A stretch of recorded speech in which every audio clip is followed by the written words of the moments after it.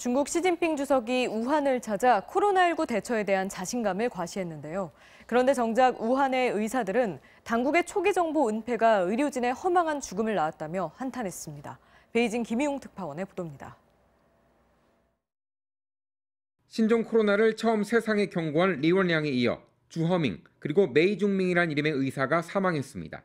암 환자 전담이었던 외과 주임 장쉐청도 코로나19 치료에 투입됐다 순직했습니다. 每天找他看病的有100多位病号，遇到复杂的病情，可能要用20分钟左右诊疗。 발원지로 지목되는 수산물 시장에서 가장 가까운 우한 중심 병원에선 이렇게 의사 4명이 숨졌습니다. 감염자만 무려 230여 명이고 이 가운데 2명은 아직도 위중한 상태입니다. 의사들은 사태 초기 중국 정부의 정보 은폐를 폭로하기 시작했습니다. 1월 중순까지는 모두가 숨겼다. 후베이성은 우한시에서 또 우한시는 각 병원에서 보고가 올라온 걸 막았다.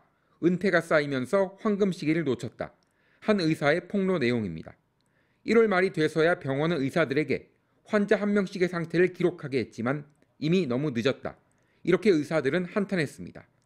특히 후베이성 최대 정치 행사인 지방 양회 기간 중에는 이미 원인 불명의 폐렴이라고 보고한 사례조차 기타 질병으로 고치도록 했고 이 같은 은폐 결과 닷새간의 양회 기간에는 신규 확진자가 1명도 없는 것으로 보고됐습니다.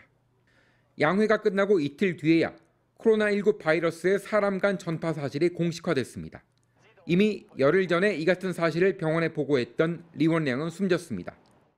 작년 말 동료 의사 아이퍼는 사스와 비슷한 증상을 보이는 환자 7명이 있다는 보고서를 SNS에 공유했다가 유언비어를 유포했다는 이유로 리원량과 함께 징계를 당했습니다. 이렇게 사태가 커질 줄 알았다면 두려워하지 않고 다 말하고 다녔을 것이다. 역시 아이펀의 한탄입니다. 최근 중국의 한 연구팀은 후베이 봉쇄가 닷새 더 빨랐다면 전체 환자 수는 지금의 3분의 1에 불과할 것이라고 분석했습니다. 당국의 은폐가 없었다면 봉쇄 자체가 필요 없었을지도 모릅니다. 베이징에서 MBC 뉴스 김희용입니다.